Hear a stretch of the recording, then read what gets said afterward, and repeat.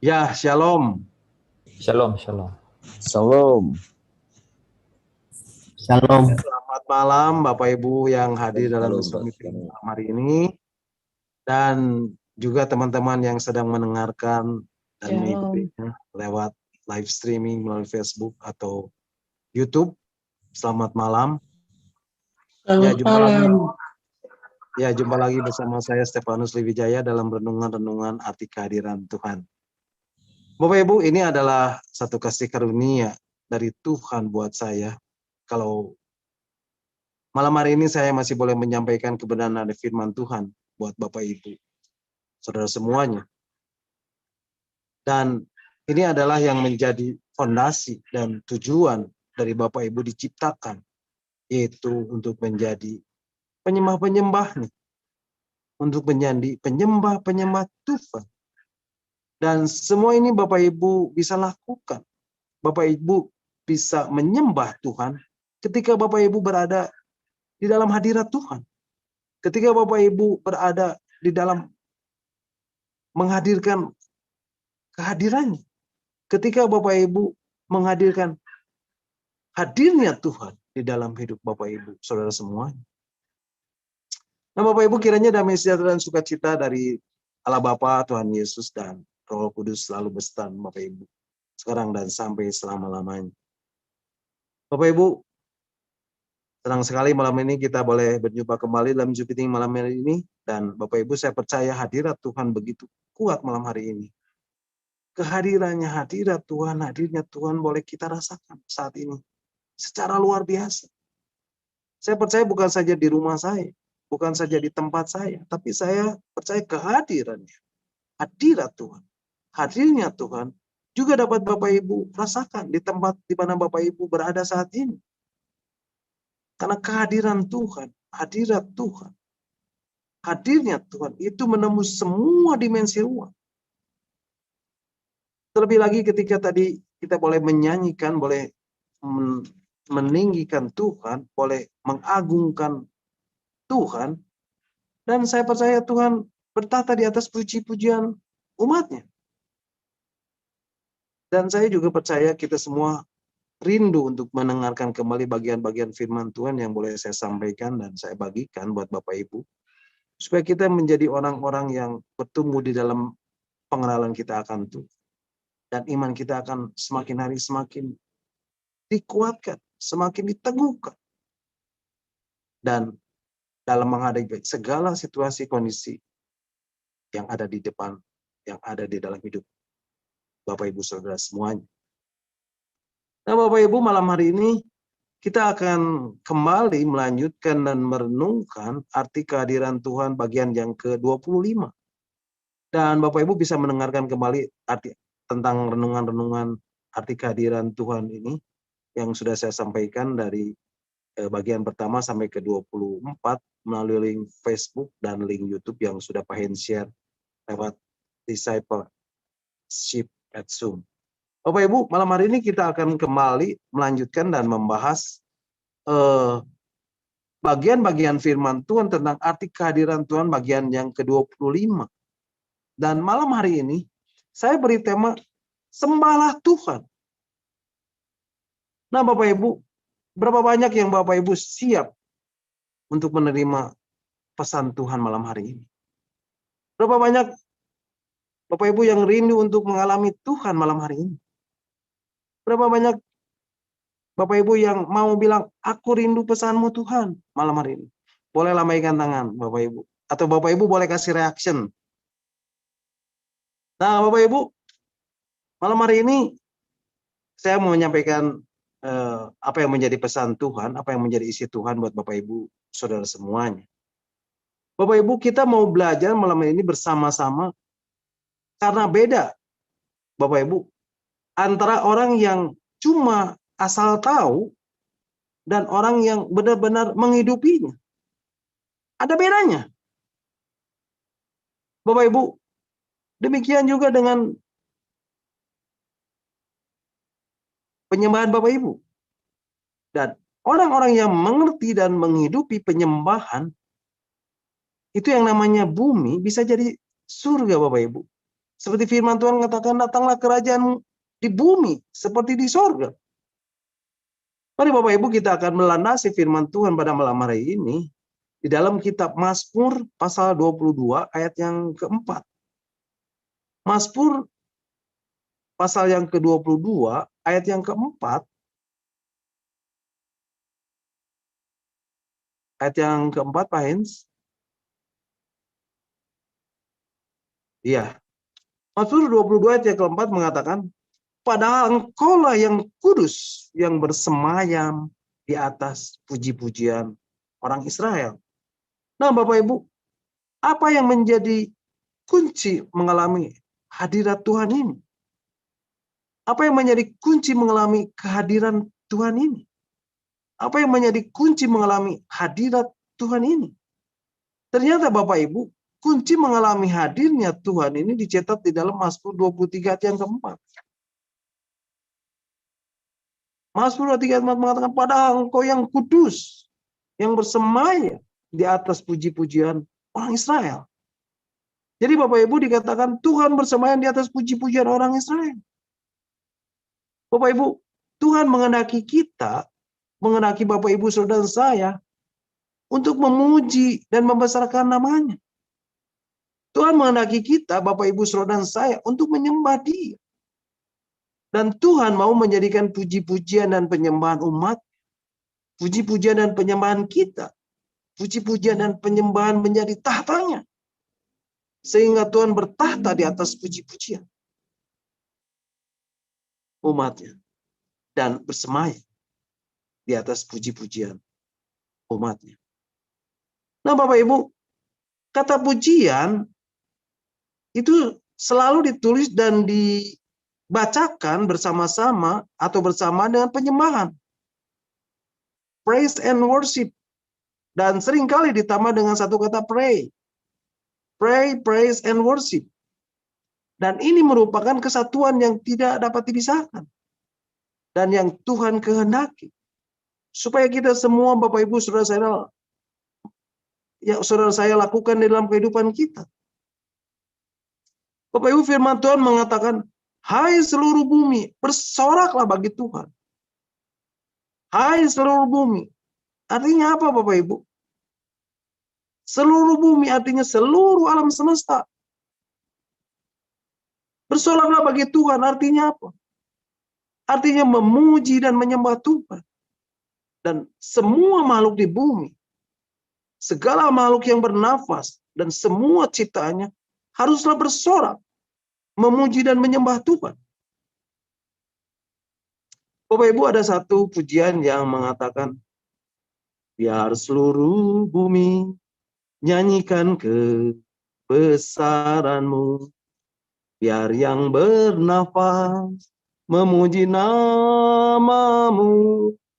Engkau layak, layak, terima pujian, segala puji bagi-Mu. Biar seluruh bumi nyanyikan kebesaran-Mu, biar yang bernafas memuji nama-Mu. Engkau layak, layak, terima pujian, segala puji bagi-Mu. Pujilah Tuhan, seluruh umat-Nya. Tinggikan Dia, masyhurkan namanya. Beri Dia hormat, pujian, agungkan Dia. Muliakan namanya. Nah Bapak Ibu, mari Bapak Ibu kita akan membacanya di dalam kitab Mazmur 98 ayat yang keempat. Kitab Mazmur pasal yang ke-98 ayat 4 mengatakan, bersorak-soraklah bagi Tuhan, hai seluruh bumi, bergembiralah, bersorak-soraklah dan bermazmurlah. Bapak Ibu mungkin bertanya, seluruh bumi bersorak? memuji dan menyembah Tuhan? Bagaimana mungkin? Nah, Bapak Ibu, kita akan belajar melalui ini. Bapak Ibu, apa itu puji-pujian? Puji-pujian yang pertama, puji-pujian adalah suara-suara, bunyi-bunyi dari semua ciptaan Tuhan. Ucapan-ucapan, syair-syair, puisi-puisi, lagu-lagu yang keluar dari mulut dan dari hati setiap kita. Keindahan-keindahan, warna-warni. Inilah yang disebut pujian bagi Tuhan. Inilah yang di setiap nyanyian disebut nyanyian bagi Tuhan. Oleh sebab itu, Tuhan menaki seluruh bumi, seluruh alam, seluruh makhluk di bumi, dan segala yang bernafas memuji dan menyembah Dia. Mazmur 98 ayat 7 sampai 9a mengatakan, Mazmur 98 ayat yang ke-7 sampai 9a mengatakan, biarlah gemuruh laut serta isinya, dunia serta yang diam di dalamnya. Biarlah sungai-sungai bertepuk tangan, dan gunung-gunung bersorak-sorai bersama-sama di hadapan Tuhan. Nah, yang kedua, Bapak Ibu, puji-pujian adalah ungkapan segala sesuatu yang menyatakan kebesaran nama Tuhan. Segala sesuatu yang meninggikan nama Tuhan. Segala sesuatu yang memuliakan nama Tuhan. Itulah pujian. Bapak Ibu, bagaimana mungkin seluruh bumi, seluruh alam semesta memuji dan menyembah Tuhan? Jawabannya, ketika Bapak Ibu di taman, melihat indahnya sekuntum bunga, itulah pujian bagi Tuhan yang menyatakan kebesaran Tuhan Sang Pencipta. Ketika Bapak Ibu mendengar desauan suara angin, itulah pujian bagi Tuhan yang menyatakan kemahakuasaan Tuhan. Ketika Bapak Ibu mendengar bunyi ombak di pantai, itulah pujian bagi Tuhan yang menyatakan keagungan Tuhan. Ketika Bapak Ibu mendengarkan kicauan burung, itulah pujian bagi Tuhan yang menyatakan kemegahan Tuhan. Ketika Bapak Ibu mendengarkan gesekan dedaunan yang tertiup angin, itulah pujian bagi Tuhan yang menyatakan kelemah lembutan dan keperkasaan Tuhan. Dan seterusnya, dan seterusnya, dan seterusnya. Seluruh bumi, seluruh alam semesta, dan segala yang bernafas memuji dan menyembah Tuhan. Dan segala kemuliaan hanya bagi Dia. Hanya bagi Tuhan. Yang ketiga, puji-pujian adalah satu ekspresi yang kita, Bapak Ibu Saudara dan saya, nyatakan sebagai ungkapan kegaguman akan Tuhan dan kebesaran Tuhan. Bapak Ibu, kalau Bapak Ibu memuji sesuatu baru, Bapak Ibu pasti berkata, wah, bagus ya. Bapak Ibu, kalau Bapak Ibu memuji sebuah lukisan, Bapak Ibu berkata, wah, bagus sekali. Dan itu semua dikatakan dengan ekspresi. Terlebih lagi memuji Tuhan, Bapak Ibu. Dan itu semua harus dilakukan dengan ekspresi. Dengan sikap hati. Ya, seperti dengan tepuk tangan. Dengan mengucap syukur dan berkata, Engkau besar. Engkau ajaib. Engkau mulia. Engkau lah yang lagi tinggikan dan diagungkan. Dan seterusnya, dan seterusnya, dan seterusnya. Bapak Ibu, semua itu adalah ekspresi ungkapan dari diri kita. Untuk menyatakan keagungan, kebesaran, kekaguman, kemuliaan Tuhan. Nah, sedangkan penyembahan adalah ungkapan kasih kita kepada Tuhan. Dan ungkapan kasih itu selalu dari hati. Ungkapan kasih itu bohong Bapak Ibu kalau hanya di bibir. Sesuatu pernyataan kasih itu harus timbul dalam hati kita. Karena itu penyembahan sebetulnya adalah pernyataan kasih kita kepada Tuhan. Dan keluar di dalam diri kita. Untuk menyatakan kasih kita kepada Tuhan. Nah, Bapak Ibu, tentu kita semua ingin tahu apa sih pujian dan penyembahan itu? Atau pertanyaan yang lebih praktis lagi, dan orang seringkali bertanya, apa sih bedanya antara pujian dan penyembahan? Beda. Pujiannya pujian. Pujian adalah apa yang kita ungkapkan kepada Tuhan. Sedangkan penyembahan itu berbicara tentang pernyataan kasih kepada Tuhan. Kenapa pujian dan penyembahan ini seringkali ditulis dan dibaca digandengkan bersama-sama menjadi satu kesatuan? Praise and worship. Pujian dan penyembahan. Saya percaya Bapak Ibu, itu bukan kebetulan. Kenapa ditulis bersama-sama? Karena Tuhan mau pujian Bapak Ibu itu levelnya adalah sebuah penyembahan. Penyembahan itu artinya luas. Dan termasuk di dalamnya pujian Bapak Ibu, Saudara dan saya. Bapak Ibu, kalau orang yang sedang jatuh cinta Bapak Ibu, itu yang namanya pujian, nggak usah disuruh. Apa saja dipuji. Dan pujian itu keluar dengan spontan. Jadi Bapak Ibu, yang Tuhan mau, pujian kita itu levelnya penyembahan. Apa maksudnya? Pujian itu janganlah hanya di bibir saja. Jangan hanya membuat orang senang. Tuhan itu nggak sama seperti manusia, dipuji hanya di bibir saja. Karena yang Tuhan lihat itu hati.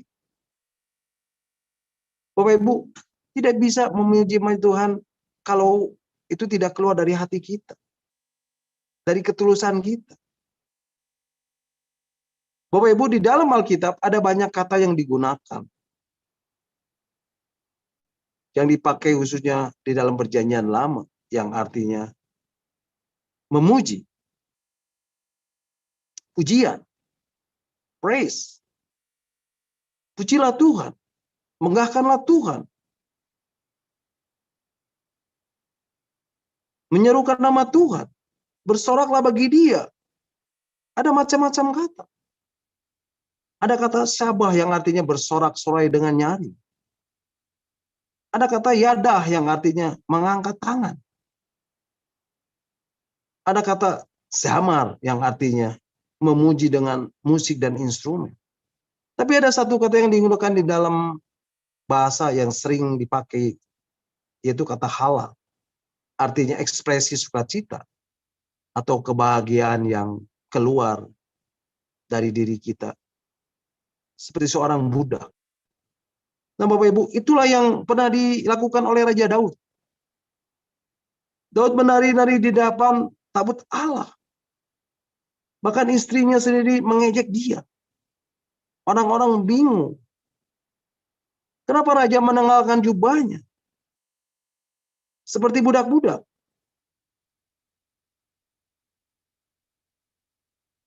Menari-nari di hadapan Tuhan. Bodoh sekali. Bodoh sekali Raja Daud ini. Itulah yang dikatakan Alkitab tentang halal. Dan kata halal ini, ketika kita tambahkan kata Yahweh atau Yahweh, maka menjadi kata haleluya, yang artinya let's praise the Lord. Itulah yang sering kita katakan haleluya. Nah Bapak Ibu, pujian dan penyembahan itulah yang menghadirkan kehadiran Tuhan. Pujian dan penyembahan itulah yang menghadirkan hadirat Tuhan. Pujian dan penyembahan itulah yang menghadirkan hadirnya Tuhan. Dan kuasa Tuhan dalam hidup ini. Dalam kehidupan Bapak Ibu Saudara dan saya. Nah Bapak Ibu, Alkitab menuliskan di dalam kitab Kisah Para Rasul pasal 16 ayat 25 dan 26. Kitab Kisah Para Rasul pasal 16 ayat 25 dan 26 mengatakan, tetapi kira-kira tengah malam, Paulus dan Silas berdoa dan menyanyikan puji-pujian kepada Allah. Dan orang-orang hukuman lain mendengarkan mereka. ayat 26. Akan tetapi terjadilah gempa bumi yang hebat, sehingga seni-seni penjara itu goyah. Dan seketika itu juga terbukalah semua pintu dan terlepaslah belenggu mereka semuanya. Bapak Ibu, ketika Paulus dan Silas berada di dalam penjara, dan mereka menyanyikan puji-pujian kepada Allah, menyembah Tuhan, tiba-tiba terjadilah gempa bumi yang hebat. Ada pembebasan. Dan setelah itu, terbukalah semua pintu dan terlepaslah belenggu mereka semuanya. Selanjutnya yang kedua, apa yang terjadi? Ada hati yang dipulihkan. Dan yang ketiga, ada kesan dinyatakan.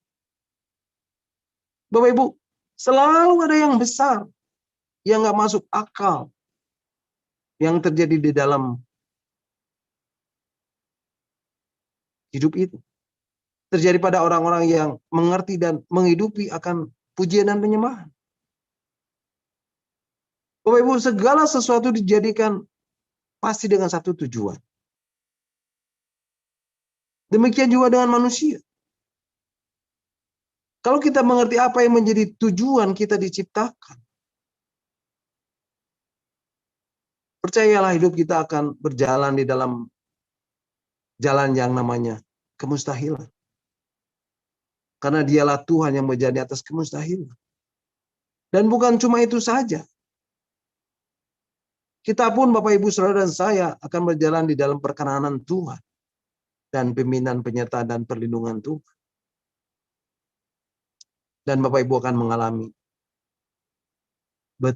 begitu indahnya hidup ini. Dan Bapak Ibu, apa yang menjadi tujuan Tuhan menciptakan manusia? Mari kita baca di dalam Yesaya pasal 43 ayat yang ke-7. Yesaya 43 ayat yang ke-7 mengatakan,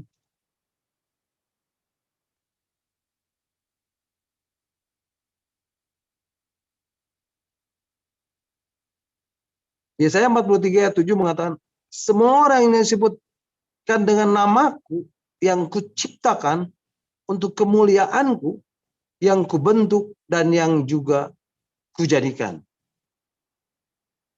Nah, Bapak Ibu,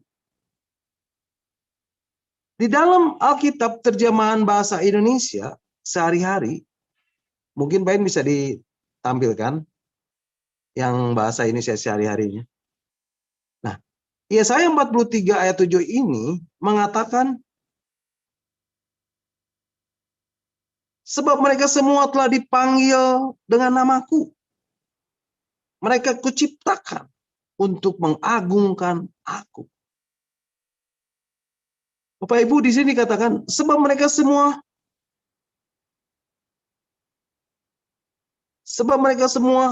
telah dipanggil.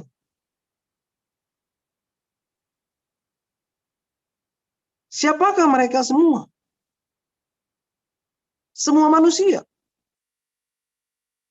Dikatakan apa Bapak Ibu? Telah dipanggil dengan namaku. Dan mereka diciptakan. Diciptakan untuk apa? Yaitu untuk mengagungkan aku. Untuk mengagungkan Tuhan. Nah Bapak Ibu, sekarang kita boleh mengerti. Ternyata Bapak Ibu,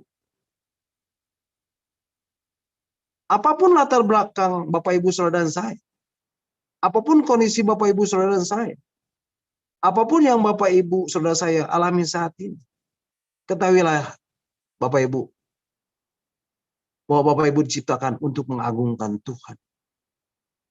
Untuk meninggikan Tuhan. Untuk memuliakan Tuhan. Untuk menyanjung Tuhan. Untuk menempatkan Tuhan di urutan nomor 1 di dalam kehidupan kita. Untuk memprioritaskan Tuhan. Dan menempatkan Tuhan yang paling utama. Dan satu-satunya di dalam hidup ini. Nah Bapak Ibu, kata mengagungkan itu di dalam bahasa aslinya di dalam bahasa Ibrani-nya ditemukan kata kabad atau kabed yang artinya to worship atau menyembah. Jadi kesimpulannya, semua kita, semua manusia diciptakan untuk menyembah Tuhan. Jadi sesungguhnya kita semua Bapak Ibu Saudara dan saya adalah makhluk-makhluk penyembah Tuhan. Selanjutnya Bapak Ibu, di dalam Injil Lukas pasal 4 yang ke-8 dikatakan, di dalam Injil Lukas pasal 4 ayat yang ke-8 dikatakan, tetapi Yesus berkata kepadanya, ada tertulis, engkau harus menyembah Tuhan Allahmu, dan hanya kepada Dia sajalah engkau harus berbakti. Bapak Ibu, Alkitab mengatakan engkau harus menyembah Tuhan Allahmu. Kenapa kita harus menyembah Tuhan, Bapak Ibu? Jawabannya simpel. Karena kita ini adalah makhluk penyembah. Dan kalau kita tidak menyembah Tuhan, maka kita akan menyembah yang lainnya. Kalau kita tidak menyembah Tuhan yang adalah terang, maka kita akan menyembah yang gelap, yaitu si iblis atau Lucifer. Makanya nggak usah kaget Bapak Ibu, kalau ada orang yang menyembah bukan Tuhan. Ada yang menyembah pohon, ada yang menyembah matahari, ada yang menyembah berhala, ada yang menyembah patung-patung buatan manusia, ada yang menyembah dirinya sendiri seperti popularitas, ketenaran, ada yang menyembah uang atau mamon, ada yang menyembah jabatan, ada yang menyembah pencapaian, dan seterusnya, dan seterusnya, dan seterusnya. Jadi Bapak Ibu, karena kita adalah makhluk penyembah, maka kalau kita tidak menyembah atau connect dengan yang satu, maka kita akan connect dengan yang lain. Bapak Ibu, kenapa kita harus menyembah Tuhan? Satu alasan yang sederhana Bapak Ibu. Karena Yesus, dialah Tuhan yang paling besar di antara segala Tuhan yang lain. Jadi kenapa kita harus menyembah matahari? Kalau ada orang yang menciptakan matahari. Kenapa kita harus menyembah manusia yang bisa mati? Sementara kita punya kesempatan untuk menyembah pribadi yang kekal. Yang bisa menaklukkan maut. Sembahlah yang tidak terkalahkan. Dan yang sudah mengatasi maut. Dialah Yesus. Karena maut tidak lagi menguasai hidupnya. Kalau kita bisa menyembah yang bisa menciptakan langit dan bumi, kenapa kita harus menyembah yang bisa menemukan teknologi? Yang terbesar, yang tertinggi, itulah yang harus kita sembah. Dan dialah Tuhan yang layak untuk disembah. Kenapa kita harus menyembah Tuhan? Karena Dia yang paling mengasihi kita. Maka Allah mana yang seperti Allah kita? Mana ada Tuhan yang berada di tempat yang maha tinggi mau turun ke dunia dan menjadi manusia untuk menyelamatkan kita yang berdosa ini? Nggak ada Bapak Ibu. Tuhan terlalu mengasihi kita. Mengasihi Bapak Ibu Saudara dan saya. Ketika kita tidak setia, Dia tetap setia. Dan tidak ada Tuhan yang seperti Dia. Bapak Ibu, kenapa kita Tuhan yang layak untuk disembah? Karena Yesus tidak pernah berubah. Alkitab mengatakan di dalam kitab Ibrani pasal 13 ayat yang ke-8. Mungkin Pak En bisa ditayangkan. Kitab Ibrani pasal 13 ayat 8 mengatakan,